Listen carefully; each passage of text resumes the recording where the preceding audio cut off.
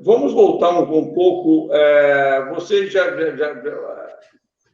já deixou muito claro para quem está, ou quem estiver nos vendo a qualquer momento, essa que eu acho uma qualidade extraordinária da sua maneira de estar no mundo, que é essa capacidade de transitar, não só entre níveis diferentes, mas transitar também entre campos de saber diferentes, mas também conviver com duas formas de cuidar das questões, que é a forma operacional lá no executivo e a forma acadêmica, que muitas vezes, inclusive, é entendida de forma pejorativa, exatamente porque alguns de nós, na academia, gostamos de nos colocar num patamar de abstração que não existe. E vocês, como é que foi o seu trânsito?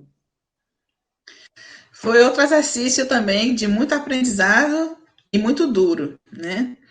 Porque, assim, falando pela minha situação hoje, por exemplo, né? Aqui na Espanha, como pesquisadora visitante aqui em Santiago de Compostela, é uma situação que, ao preencher um formulário, por exemplo, né? Se você for entrar hoje e verificar o meu currículo Lattes, é uma coisa estranha. Eu tenho muita experiência, muita publicação e muita coisa elaborada em projeto, análise, pesquisa, tudo isso feito no papel, com chapéu, né, como a gente diz, com chapéu de gestão pública. Então, a minha carreira, do ponto de vista acadêmica, ela ficou muito restrita e foi muito prejudicada. Se você for olhar, né, com essa visão de estrito senso, porque a realidade é se impondo. Eu nunca deixei de dar aula. Sempre que possível, mesmo no semestre ou outro, que eu não tinha como e tinha que parar de estar todo dia na sala de aula, né, assumir uma turma mesmo, mas eu sempre estava orientando um aluno, eu sempre estava fazendo alguma coisa, ou fazendo um livro junto com os colegas, né, publicando com eles. Eu procurei nunca me desvincular da academia, porque era onde eu me alimentei, né? Eu me alimentava e me alimento até hoje. É nesse debate, é nessa troca de ideias, de experiências, isso sempre foi assim muito importante para mim, esse pilar de sustentação da minha pessoa, né? Enquanto investigadora. Agora, essa convivência não foi muito fácil. Então, do ponto de vista curricular estrito, né, como eu disse, eu hoje tenho um currículo muito forte, se você for olhar a minha experiência de gestão, as experiências, né, de liderança de equipes e tudo mais, é muito mais forte do que de pesquisadora acadêmica, o que complica um pouco a minha vida nessa etapa que eu estou agora, né, que é uma etapa que eu estou tentando ficar somente com a pesquisa, tentando escrever ensaios, e está sendo um pouco difícil a minha retomada, né, na carreira puramente acadêmica. O que não quer dizer que seja impossível, mas vai exigir uma reinvenção da minha pessoa. Mas, voltando, você pode me repetir, teve um aspecto da questão que você fez que me fugiu aqui agora, Arlindo. Não, eu pensei exatamente como é que foi essa, inclusive a própria convivência, porque quando você está com o pé na realidade no sentido de estar com o pé no chão, na poeira, né, na lama, do dia a dia, da execução de coisas, e você também está com o pé na universidade, na sala de aula, muitas vezes os colegas e as colegas estranham, porque tem um mal-estar. Eu não sei se foi o seu caso, mas no meu caso ficou muito claro. Existia um mal-estar, que eventualmente, até porque a gente cria uma certa autonomia, né? Da autonomia até financeira, não depende mais tanto da universidade. Às vezes a gente pode até se dar o luxo de fazer contratação de um estagiário, de outro, um auxiliar de pesquisa. Como é que foi isso, essa ciumeira aí? É verdade. Depois você vai me contar um pouquinho dessa sua experiência aí, que eu também quero aprender com você, viu? Quero saber como é que você equacionou aí a situação. Eu fiz uma coisa que eu acho que ajudou a mim, eu não vou dizer que não, ajudou a mim no meu trabalho na gestão pública, ajudou muito, que foi o seguinte, mas eu acho que ajudou também o departamento a se firmar. eu, onde estive, eu sempre abri 2 espaços importantes para a academia, como eu disse, porque era onde eu me sustentava, né, metodologicamente, intelectualmente. Às vezes com todas as brigas, com todas as ciumeiras, como você disse, mas o espaço de acolhimento de estagiários. Então, eu sempre tive comigo, em qualquer dos cargos, eu fazia questão de abrir, né, burocraticamente, dentro de todos os processos, né, a seleção, de sempre ter comigo um volume significativo de estagiários. Inicialmente do Departamento de Economia, mas posteriormente, quando os projetos foram se tornando cada vez mais integrados, mais holísticos, eu precisava de gente de muitos outros departamentos. Então, onde a secretaria onde eu atuava sempre foi uma secretaria que se alimentou dos bons cérebros novos dos alunos da graduação e da pós-graduação. Eu tinha uma renovação, sangue novo sempre circulando. E a alegria maior disso tudo é que muitos desses estagiários acabaram conosco como profissionais de carreira no serviço público, ou seja, permitiu uma renovação e uma atualização, eu diria, do corpo weberiano, né, o burocrata no sentido weberiano do termo, que é moderno, racional, né, que é atento a seu mundo e a seu tempo, né, não aquela burocracia que a gente usa pejorativamente para criticar quando o serviço público não funciona. Ao contrário, foi essa moçada que veio, inclusive, ganhando experiência, participando na elaboração dos projetos, depois na gestão dos projetos. Então, quando eu via uma jovem arquiteta se formar e se transformar numa mestre e vir coordenar um projeto de desfavelamento, aquilo para mim valia 10 Nobel. Quando eu via uma aluna da geografia, né, trabalhar com processamento numa prefeitura, no tempo que até o computador era difícil de comprar para a maioria das cidades. Estava trabalhando, viajando comigo para Curitiba, para as agências espaciais, lá olhar como é que funcionava o satélite, discutindo, e volta hoje e veja essas pessoas gerenciando setores na administração estadual. Eu tenho um orgulho desse povo. Isso eu tenho em todos os campos, Arlindo. Gente do jornalismo, da economia, eu nem falo porque foi de quilo. Economia, geografia, sabe? Arquitetura, urbanismo, direito. Quantas jovens e jovens advogados ajudaram a gente na reformulação de normas, fazendo a evolução do Estado na prática, na escritura da norma, né? Que vem da capacidade, né, da burocracia weberiana de fazer essa atualização. Então, esse foi o primeiro espaço, com os jovens estudantes de graduação, pós-graduação, renovando o corpo técnico da administração pública. E o segundo espaço, que também, para mim, foi demais de utilidade, espero que tenha sido também para a universidade, foi a parceria na publicação. A gente teve várias vezes, durante todo o tempo, a consultoria de professores e professoras em cada projeto que a gente fazia, em cada plano setorial que a gente fazia, cultura, transporte, saneamento, nunca faltou professor e professora do lado da gente pensando junto com as melhores teorias e mais novas metodologias, e sempre a gente publicou depois. Então, eu não tinha como, às vezes, pagar, remunerar muito aquelas pessoas, mas eu dizia, pelo menos, gente, o que vocês estão pesquisando, a gente publica, né? E isso aconteceu. Então, isso me fez muito feliz muitas vezes, e eu espero que tenha sido também um motivo de felicidade para todos que trabalharam junto nessa empreitada. Agora, sem dúvida alguma, tem sempre a curva de distribuição normal da estatística, a gente tem os 20% da inovação lá na frente e os 20% da reclamação lá atrás. Vai ter sempre os 20% reclamando, achando que a gente era partidário de A, de B ou de C, mas a gente tentou agir sempre de uma forma muito republicana e muito bacana. Eu não tenho, bota a cabeça no travesseiro, não tenho nenhum tipo de questionamento nesse campo, não. Realmente a gente praticou um governo muito republicano, pelo menos na minha experiência com os chefes e políticos com os quais eu convivi. Mas, Lúcia, eu gostaria de fazer um registro que é uma profunda admiração por aquilo que você fez enquanto transitou na administração pública, mas também você fez uma observação de que, quando pega o seu currículo Lattes, é meio como se tivesse que explicar que você não tem tanto trabalho acadêmico, publicação Equalizar, qualizar. Aí, deixa eu confessar para você, eu tenho muita admiração por pessoas que conseguem, que perseveram nessa carreira do produtivismo e do enquadramento, muito ao melhor estilo estadunidense, que, lamentavelmente, andou permeando, inclusive, o meio acadêmico europeu, né, que é dessa do publica ou está morto, publish or perish. Né? E o publish or perish do produtivismo é o quê? É publish or perish de acordo com o meu padrão.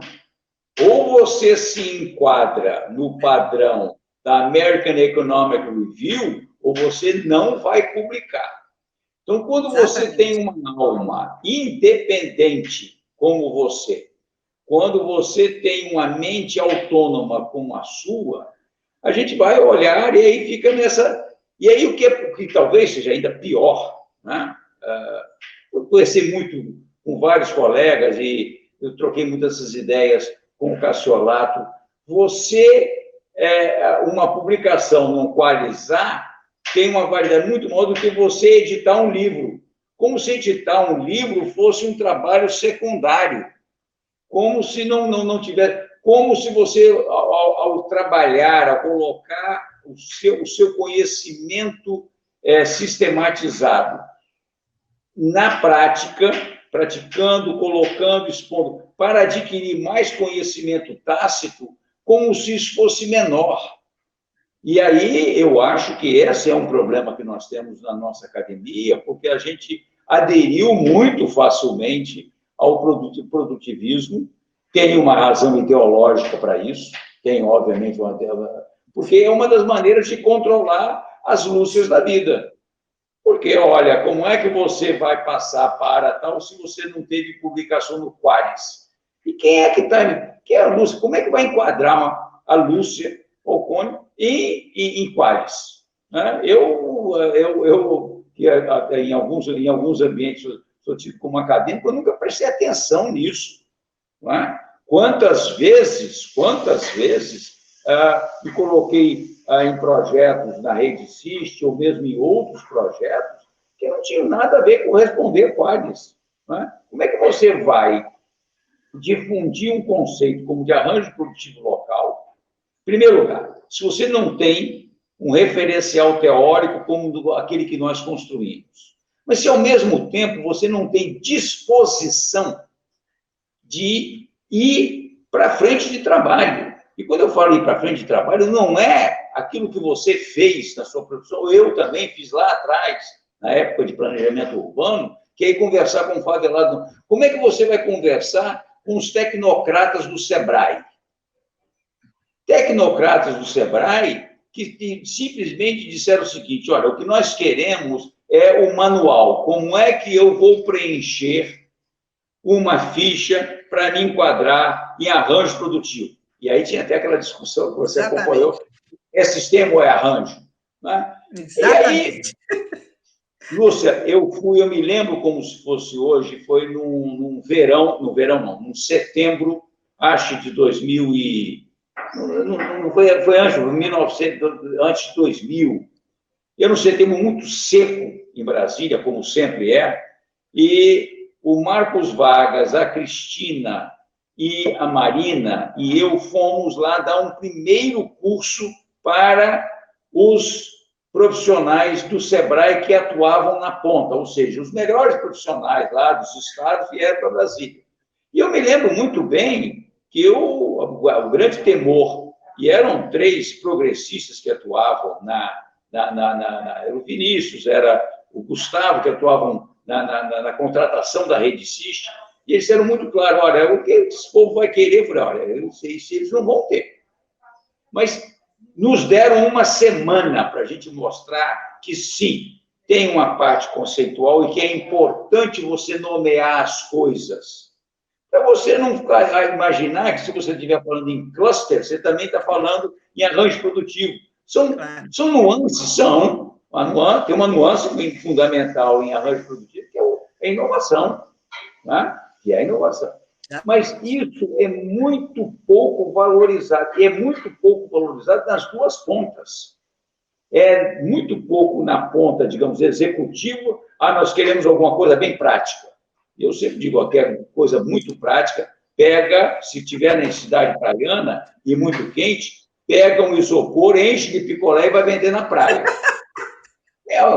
Que coisa mais prática, economia mais prática do que essa? Se não é. E outra coisa, somos nós, os nossos colegas, na melhor das intenções, mas, afinal de contas, o que isso vai resultar em paper? E eu não me interessa sobre o que isso vai resultar em paper, que vai ser apresentado em congresso e que depois pode ser transformado num artigo. Mas isso tudo é muito complicado, porque é assim mesmo que é. Né? É assim mesmo, e é como, lamentavelmente, como nós nos infectamos na nossa academia a partir daquela visão estadunidense do Publish or Perish, e que, lamentavelmente, também eu sou da última turma de doutorado numa universidade inglesa, Cassiolato, Helena, Fábio, eu e alguns mais, que tivemos o privilégio de ainda chegarmos para um doutorado onde não nos era exigido fazer qualquer curso, qualquer disciplina. Nós passamos 4 anos fazendo pesquisa, aprendendo a fazer pesquisa. Né? E tínhamos uma orientação, no meu caso, uma orientadora que foi honesta suficientemente para me dizer, olha, economia da inovação não é a minha praia, mas eu quero te aceitar, porque o Ben Fine, que era o economista marxista da época, disse, olha, aí tem um potencial interessante. Em primeiro lugar, porque eu fui fazer o doutorado já com 4 filhos, né? Uma mulher fazendo doutorado também, e com mais de 40 anos. E aí, fui surpreendido, Lúcia, e eu acho que eu gosto sempre de compartilhar isso, né? Eu tentar, por exemplo, uma entrevista de um pesquisador que eu estava lendo, e as secretárias invariavelmente me perguntavam, are you a sir, are you a mister, or are you a doctor? Você é um senhor ou é um doutor? Um doutor. Você sabe que eu fui o único, e eu não procurei nenhum nem dois, não, Lúcia, o único que me aceitou eu sendo um mister foi Freeman. Foi o Freeman. Que lindo, que lindo. O maior pesquisador, na minha opinião, mais do que o maior pesquisador, mais do que o maior compreendedor, na minha opinião, um dos maiores economistas da segunda metade do século XX, né? Foi o único que me aceitou. E me recebeu de uma forma, de uma gentileza. Ele guardou exatamente 50 minutos para receber este brasileiro. Porque a minha questão com ele, era um negócio muito simples. Mudou o paradigma técnico-econômico, por que é que o senhor e a Carlota colocaram a Coreia como um que estava chegando acima e deixou o Brasil na mesma escala que estava anteriormente? Olha a arrogância da minha pergunta. Só a ignorância que me permitiu isso. Como eu não transitava na área da economia, da inovação, eu não tinha a mínima ideia dos critérios, né? Não tinha. O livro caiu na minha cabeça. Aquele livro, A Technical Change Economic Theory, caiu na minha cabeça na biblioteca da LSI. Né? Ele teve uma paciência incrível. Logo depois me convidou para um evento fantástico em Maastricht para discutir sistemas de inovação. Né? Uma vez mais, eu estava na Idade Média, mas foi lá que eu me relacionei diretamente com Cheney, me relacionei diretamente com Ludwig. Então, este era um mundo acadêmico com uma outra qualidade, com uma qualidade diferente de que eu tinha no meu próprio departamento na Big Beck. No meu departamento da Big Beck, se não fosse o Ben Fine, eu teria rodado. Por quê? Porque só interessava aquilo que fosse posto à disposição do mercado. E tinha que ser método quantitativo pelo método quantitativo. Né? Então, logo eu fui taxando. você é um economista político, você não faz economia, você faz economia política. E eles faziam essa distinção. Então, observe, Lúcia, que esta... Quando você se colocou, olha, eu estou sentindo agora que existem lacunas no meu Lattes, me permita te corrigir, não tem lacuna nenhuma no seu Lattes, Lúcia. Você tem um Lattes sólido, que só aqueles pobres de espírito que querem separar a academia da realidade, porque nós sabemos que é uma falsa separação, não existe teoria e prática, absolutamente, isso é ideologizado, exatamente para manter o quê? A dominação das forças que estão aí desde sempre. Vamos fazer uma breve interrupção e já a gente volta para mais conversa com Lúcia Falcone, que tem tanta história para nos contar.